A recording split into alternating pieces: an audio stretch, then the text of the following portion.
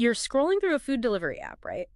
Endless options pop up, and you might just wonder how many of these places actually have, like, a real storefront. Yeah, it's a really good question, and it taps into this whole world we're diving into today.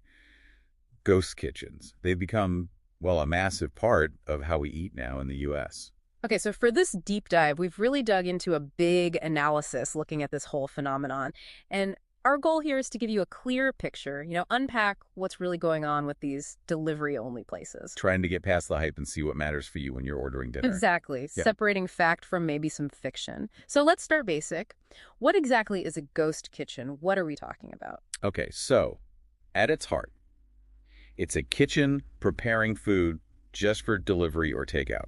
That's it. No dining room, no tables, no walk-in customers. Simple enough, but it Yeah. sounds like there's more to it. The analysis showed it's not just one single model. Oh, definitely not. It's quite diverse, actually. You've got established restaurants using them maybe as an extension, to reach new areas without building a whole new restaurant. Okay. Then you have totally new food concepts, brands built from scratch just for delivery.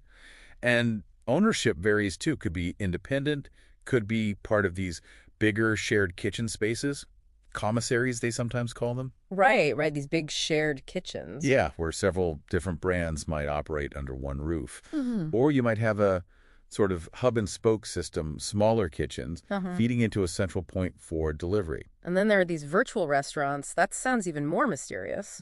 Yeah. Well, these are basically brands that exist almost only on the delivery apps. So the food's made somewhere else. It could be made in the back of a regular restaurant that's just trying to, use its kitchen more efficiently. Or sometimes a brand like, think of a celebrity name attached to some wings or something, gets licensed out.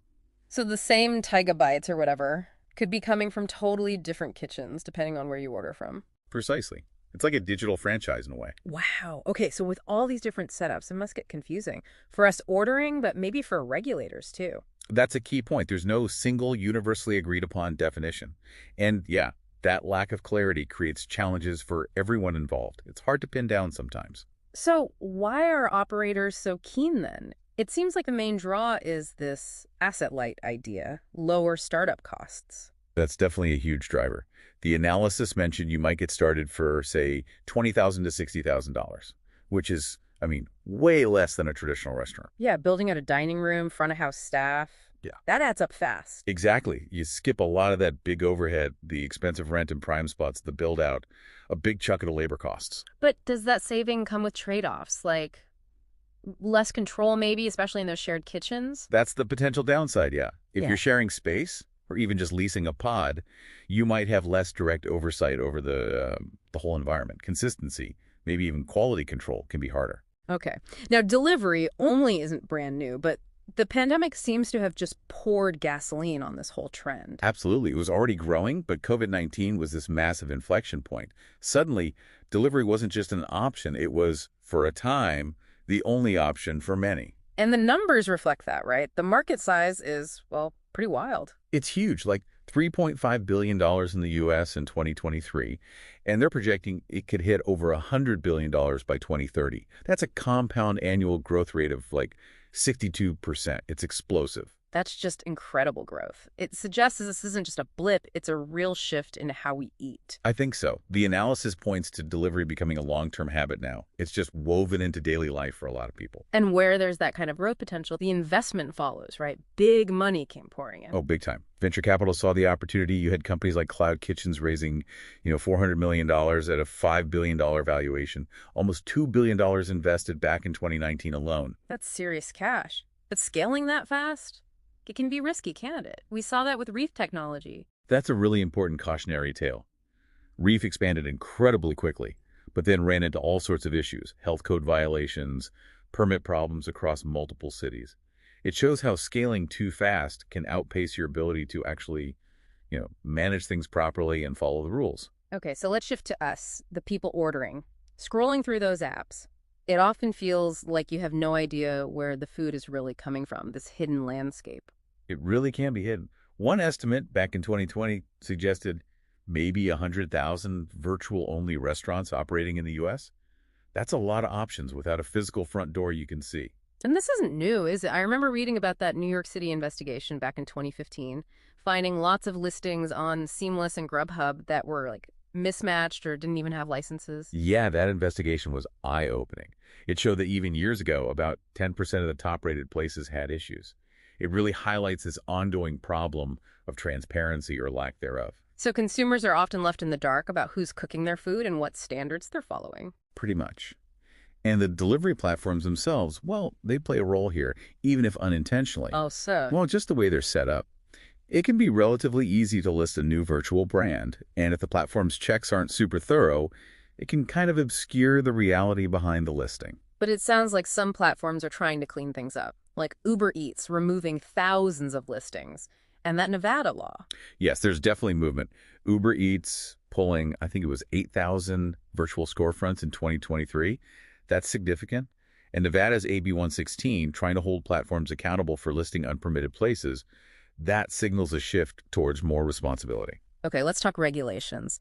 Theoretically, these ghost kitchens are supposed to follow all the same health and safety rules as any restaurant. That's the baseline, yes. Food handling, kitchen setup, managing allergens, waste disposal. They need the licenses, the permits, the whole 9 yards, just like a traditional restaurant. The ghost part makes it harder to enforce. That seems to be the challenge. They aren't open to the public. And with all these different models, especially virtual brands running inside other kitchens, it's just trickier for inspectors to track everything and ensure compliance compared to walking into a regular restaurant. Which leads back to that worry about unlicensed places the phony ghost kitchens Nevada is targeting. That story about the chef, James Trees, having his restaurant impersonated, that's pretty alarming. It really is. It shows the potential for abuse if platforms don't have strong verification. It could basically enable this sort of shadow market operating outside the rules. And that risks consumer safety, obviously, but also just isn't fair to the businesses playing by the rules. Exactly. Then you get into the specific health code violations. The analysis paints a bit of a concerning picture in some cities. What kind of things are we talking about? Well, the potential risks are things like cross-contamination, especially if multiple brands are sharing equipment. Improper food handling, not keeping food at the right temperature, pest control issues. The basics, but maybe harder to manage consistently in some setups. And delivery itself adds another layer of risk for temperature control. Let's look at some cities. New York had complaints, and those Reef technology problems we mentioned. It sounds like the existing rules didn't quite fit Reef's model. That was part of the friction, yeah. Reef argued their mobile kitchen trailers weren't the same as traditional restaurants, creating regulatory gray areas. It shows how rules need to adapt. Chicago also saw issues, including with Reef. Austin had reports of unsanitary conditions, places operating without permits. Seems like a recurring theme. It does suggest certain operational challenges might be common across the model, if not managed really carefully. Miami seemed like a hotspot for Reef's issues. Lots of violations, some quite serious like lack of soap and water, even sewage leaks. Yikes. Yeah, the reports from Miami were pretty extensive. And interestingly, Reef was also actively involved in trying to shape the new regulations being developed there. Which raises questions, doesn't it, about industry influence versus public safety? It's a valid concern. You want regulations that ensure safety, not just ones that are convenient for the biggest players. On the other hand, Boston seems to have stricter standards with their grading system, and LA, in Echo Park, highlighted a different problem community impact. Not just food safety, but traffic, noise, trash. That Echo Park example is fascinating. It shows that even without a dining room, these high-volume delivery hubs can really disrupt a neighborhood. It points to zoning issues, maybe treating them more like industrial catering businesses than restaurants. Las Vegas, with that impersonation issue leading to the new bill, even Wolfgang Puck's place had a temporary closure, showing enforcement happens. Portland had issues with unpaid fees and unlicensed carts. Seattle follows state rules. It's such a patchwork. It really is. From basic sanitation to community relations to financial responsibility, the range of issues is broad. It underlines the complexity of overseeing this rapidly evolving sector. So if something goes wrong, say you get sick from food ordered from one of these places who's actually liable, it sounds like it could be messy. It could be quite complex. You've got the kitchen operator, obviously. They're responsible for licenses, food safety. If it's a shared kitchen, maybe the facility owner has some liability. The delivery driver could be involved if they mishandled it. And the platform itself. That's the evolving part. Traditionally, they've argued they're just tech platforms, but laws like Nevada's are starting to push for some platform accountability too.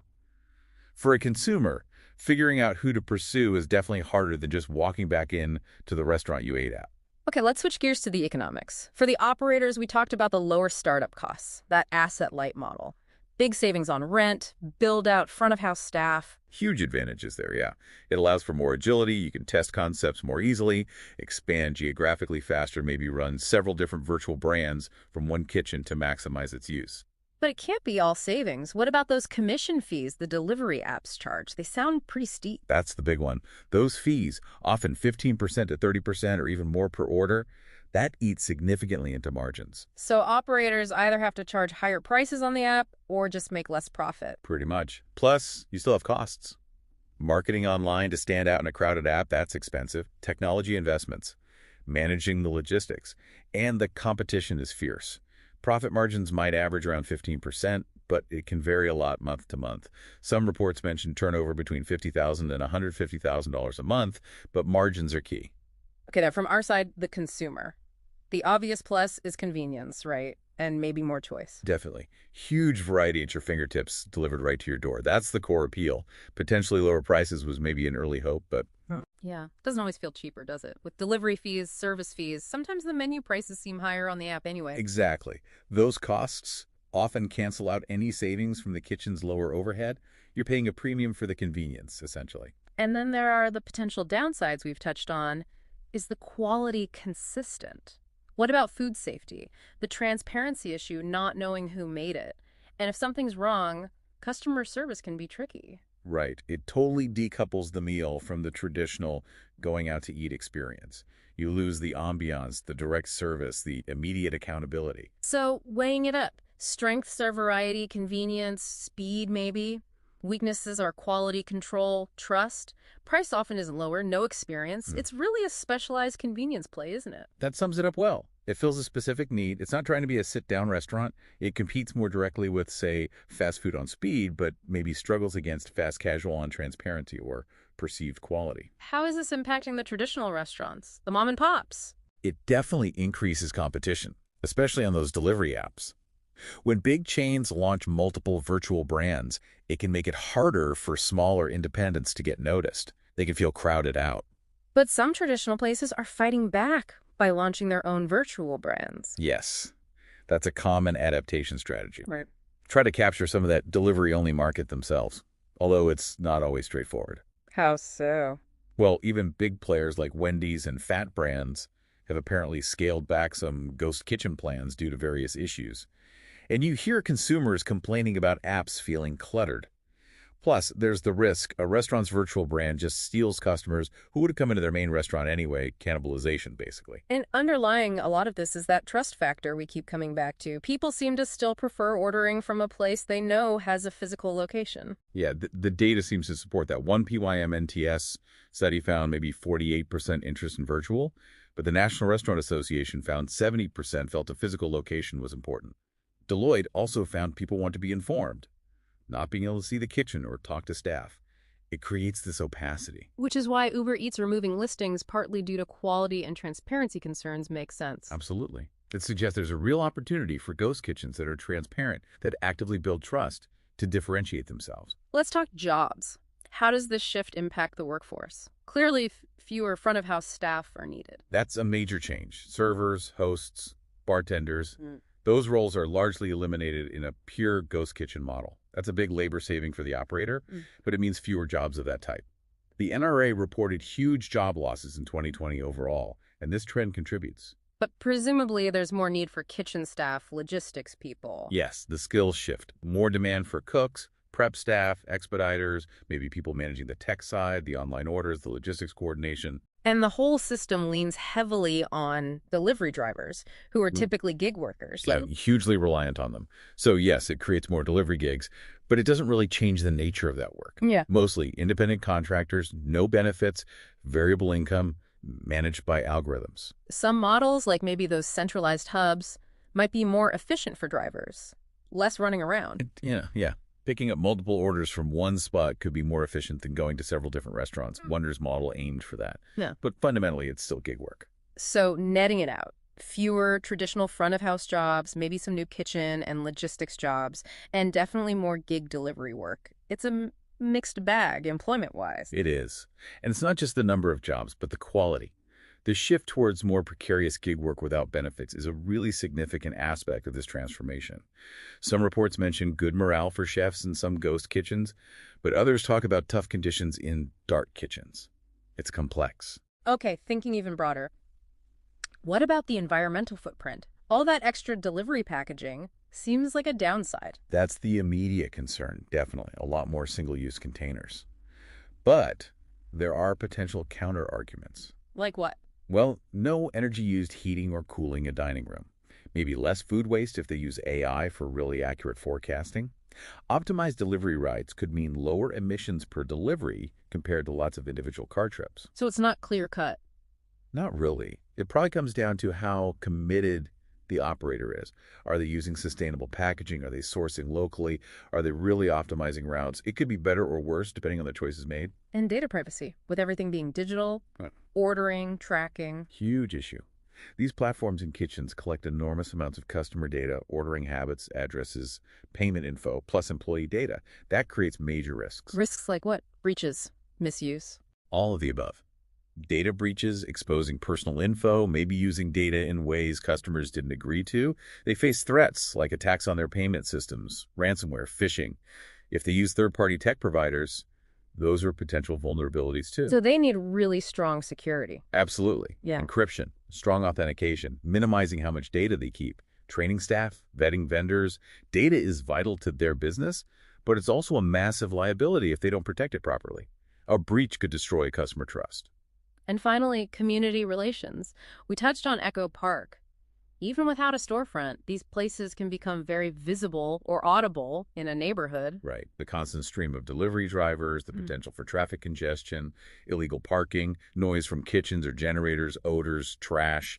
These things can really impact local quality of life. And it highlights that zoning laws maybe haven't caught up. Maybe these aren't just restaurants in the traditional zoning sense. Exactly. Maybe they fit better under rules for catering or light industrial use, depending on the scale and location. Municipalities are grappling with how to classify and regulate these land uses. So looking forward, what's the future trajectory? Are we just going to see more and more pure ghost kitchens? Probably not just pure ghost kitchens. The model seems to be evolving already. We're seeing more hybrid approaches, maybe small pickup counters, micro storefronts, food halls that are mostly delivery-focused, like Wonder is shifting towards. And technology keeps advancing. For sure. More AI for predicting demand, optimizing kitchens, maybe more robotics for repetitive tasks, like Rich Tech Robotics is developing. We'll likely see continued virtual brand creation, menu experimentation, and more partnerships like Kitchen United working with Kroger. It's this blend of physical and digital. And regulation. It sounds like changes are definitely coming. Seems almost inevitable. The current patchwork isn't really sustainable, given the issues we've seen. So expect more focus on clear licensing, maybe specific safety rules for shared kitchens, zoning updates, and definitely more pressure on platforms for transparency and accountability, building on things like that Nevada law. Maybe some industry self-regulation too? Possibly, yeah. To preempt stricter government rules. And what about us, the consumers? What will we be demanding? Transparency seems key people, wanting to know where their food comes from. Sustainability is growing in importance. Health and dietary needs, maybe even influenced by things like new weight loss drugs, changing eating habits, ethical concerns about labor practices. So convenience alone might not be enough anymore. Probably not for everyone. The conscious consumer trend is real. Ghost kitchens that can meet these demands, transparency, sustainability, ethics alongside convenience, will likely have an edge, although there's still a niche for just wanting food with a zero interaction. So the growth is projected, but maybe not all current players or models will survive long-term. Could be some consolidation. That feels likely. We've already seen some high-profile operators facing challenges, Wonder pivoting, Kitchen United restructuring, Reef's issues. There's skepticism from traditional operators, too. The market might get saturated. So maybe a flight to quality? Yeah, or a flight to models that are more integrated, more transparent, maybe more hybrid. Yeah. Long-term success probably depends on strong branding, operational efficiency, consistent quality and safety, smart tech use, adaptability, and just solid financial footing. Interesting. Maybe the term ghost kitchen itself will fade away as these models just become part of a more complex food landscape. That's very possible. As they become less ghostly, more integrated or transparent, the name might not fit anymore. Okay, so wrapping this up.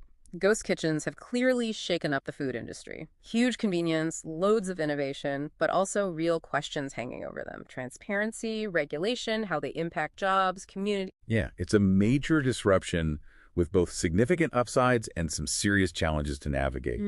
And the future likely isn't purely digital or purely physical, but some kind of blend. Building trust seems absolutely critical moving forward. So it leaves us with a thought, doesn't it? Thinking about how hidden some of these operations can be. What responsibility do you, listening now, feel we have as consumers? Should we be demanding to know more about where our food is actually made and what happens long term to our neighborhoods, to the restaurant industry as a whole, if this phantom feast keeps growing, potentially unseen and underregulated? Definitely some food for thought next time you open that delivery app.